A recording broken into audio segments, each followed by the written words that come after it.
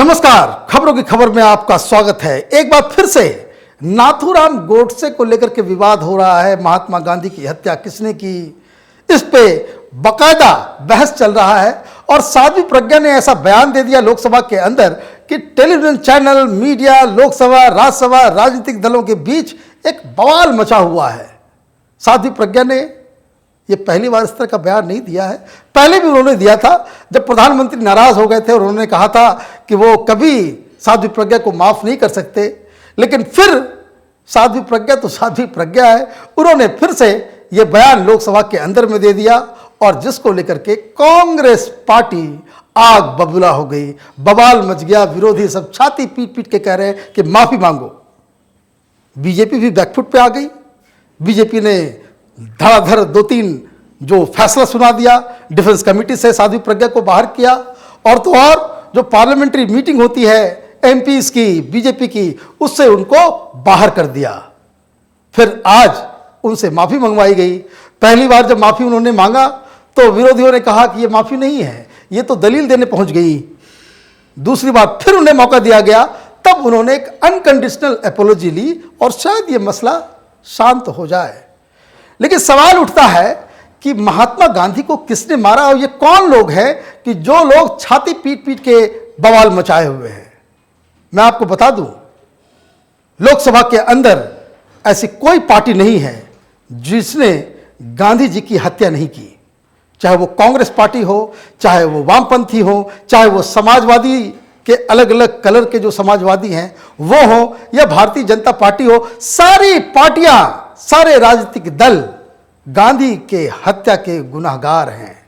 ऐसा मैं इसलिए कह रहा हूं कि जो आम इंसान होते हैं वो तो उनका शारीरिक रूप से देहांत होता है, मर जाते हैं, चले जाते हैं। लेकिन जो लोग महापुरुष होते हैं उनकी हत्या कई तरीके से होती है। एक तो शारीरिक देहांत होता है, वो तो होता ही है, लेकिन किसी भी महापुरुष की, जिसको कह सकते हैं हत्या, और उनका डेथ तब होता है जब उनकी विचारधारा, उनके आदर्शों, उनके बताए गए रास्तों को खत्म किया जाता है। तब उस महापुरुष का रियल सेंस में डेथ हो जाता है, जब वो ऑब्सोलीट हो जाते हैं। अगर ये दलील सही है तो ऐसी कौन सी पार्टी है लोकसभा के अंदर और या फिर पूरे हिंदुस्तान में जो गांधी जी के हत्या में शामिल नहीं है? कांग्रेस पार्टी से ज्यादा अगर किसी ने महात्मा गांधी के आदर्शों को अगर कोई कुचला है तो वो तो कांग्रेस पार्टी ही है। कांग्रेस पार्टी गांधी के नाम से वो सारा राजनीति 70 साल करते आई है, लेकिन गांधी जी के किसी एक वाक्य, एक बताए गए रास्ते पे ये पार्टी चली हो तो कोई बता दे। गांधी जी ने तो कहा था कि आज़ादी मिल गई, कांग्रेस का कोई काम नहीं है, इसे खत्म कर देना चाहिए, डिसॉल्व कर देना चाहिए। डिसॉल्व हुआ क्या? नहीं हुआ। गांधी जी ने कहा था कि सत्य और अहिंसा के मार्ग पे चलना है, आप चले क्या?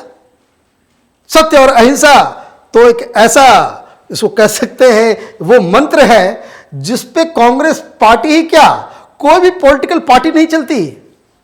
तो ये हत्यारा सिर्फ नाथूराम गोडसे को आप इस बात के लिए जरूर कह सकते हैं, और इसको डिफेंड भी नहीं किया जा सकता है कि नाथूराम गोडसे ने जो काम किया वो एक अहम तरीके का, जिसको कह सकते हैं कि वो बिल्कुल ही डेविल डिजाइन, जिसको कह सकते हैं, इसको कातिल कह सकते हैं, इसको एक ऐसा व्यक्ति के रूप में जाना जा सकता है कि जिसका कोई डिफेंस नहीं है।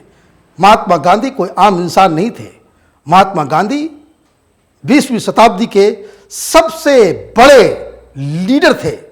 वो सिर्फ हिंदुस्तान के ही लीडर नहीं थे, उन्होंने जो रास्ता दिया स्वतंत्रता संग्राम के लिए, उससे पूरी, आप कह सकते हैं कि 50% जो उस समय पूरी दुनिया में जो पॉपुलेशन थी उसके मुक्ति का रास्ता उन्होंने बताया। इतना ही नहीं, महात्मा गांधी की अगर तुलना की जाए तो ना है तो लेनिन उनके सामने है, ना माओ, ना चर्चिल, ऐसा कोई भी शख्स 20वीं सदी में पैदा नहीं हुआ जो महात्मा गांधी से मुकाबला कर सके।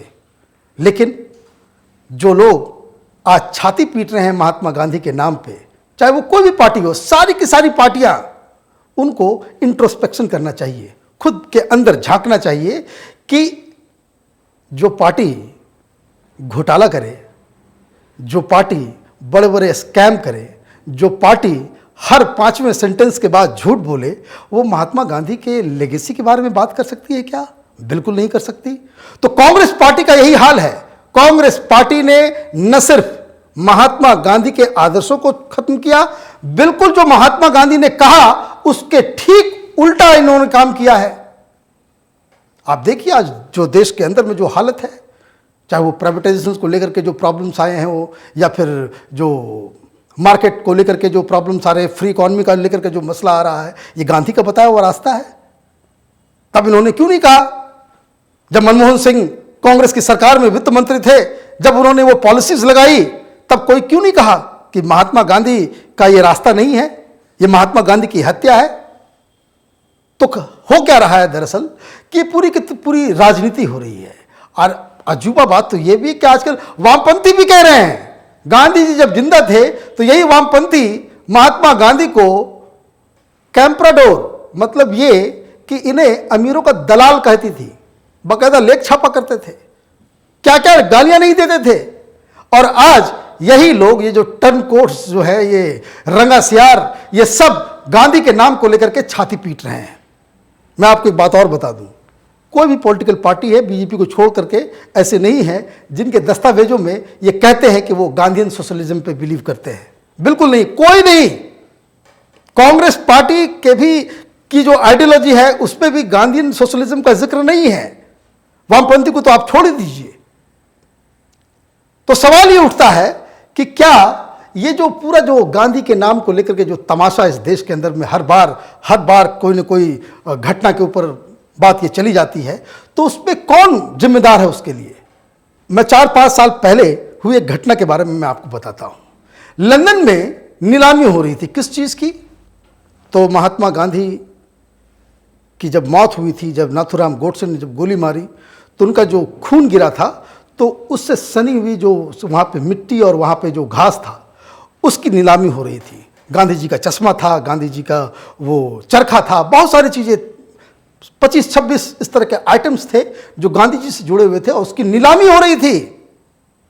कांग्रेस पार्टी की सरकार थी, और बेशर्मी देखिए, सरकार ने उन चीज़ों को अपने हाथ में लेने की कोई कोशिश तक नहीं की। लोगों ने पूछा, सवाल हुआ, जवाब हुआ, मीडिया में बहस हुई, कांग्रेस पार्टी ने एक भी पहल नहीं की कि गांधी जी के इन सामानों को हिंदुस्तान वापस लाया जाए।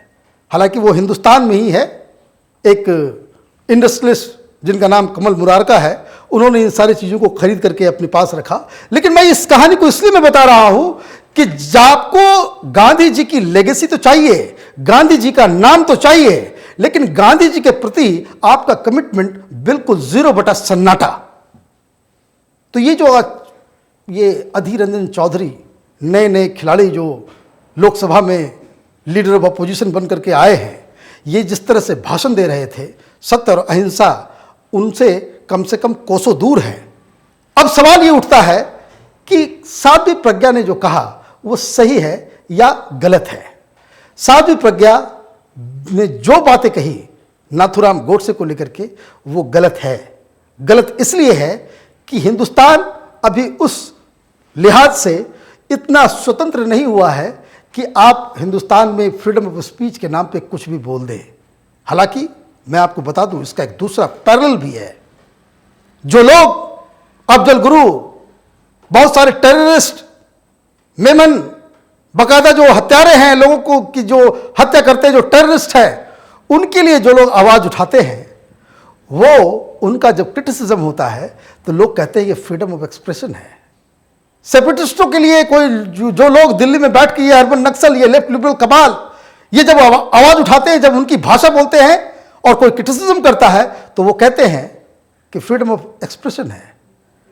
तो फ्रीडम ऑफ एक्सप्रेशन तो सबको होना चाहिए। गांधी जी की हत्या शारीरिक रूप से नाथूराम गोडसे ने जरूर किया, और उसके लिए अपराधी है वो उसको कोई भी जस्टिफिकेशन उसका नहीं हो सकता। उसने गलत काम किया, लेकिन हमें उसका दूसरा पहलू भी देखना चाहिए कि गांधी के विचारों की हत्या किसने की, गांधी के आदर्शों की हत्या किसने की। तो ये जितनी जो पॉलिटिकल पार्टीज हैं, जो गांधी के नाम पे छाती पीट रहे हैं लोकसभा और राज्यसभा में और टेलीविजन चैनल के डिबेट्स में, ये सब के सब गांधी के हत्यारे हैं। जहां तक बात साध्वी प्रज्ञा के बयान की है, तो अभी वो वक्त नहीं आया है हिंदुस्तान के अंदर में जब आप इस तरह के विषय के ऊपर बहस कर सकें, और इसलिए उन्होंने जो कहा वो वक्त के मुताबिक नहीं है, वक्त के मुताबिक वो गलत है। लेकिन आप इस बहस को हिंदुस्तान में रोक नहीं सकते। आम लोग इस पर चर्चा करते हैं, बातचीत करते हैं, महापुरुषों की गलतियों, उनके बताए गए रास्तों के ऊपर बहस भी होता है। और ये पॉलिटिकल पार्टीज की बपौती नहीं है कि वही हिंदुस्तान किस तरह से सोचे वो तय करें। आप देखते रहिए ओपिनियन पोस्ट इंटरनेट टीवी। हमारे वीडियोस को लाइक कीजिए, शेयर कीजिए और हमारे चैनल को सब्सक्राइब कीजिए और बेल आइकन को जरूर दबाइए ताकि हमारे वीडियोस के नोटिफिकेशंस आप तक फौरन पहुंचे। धन्यवाद।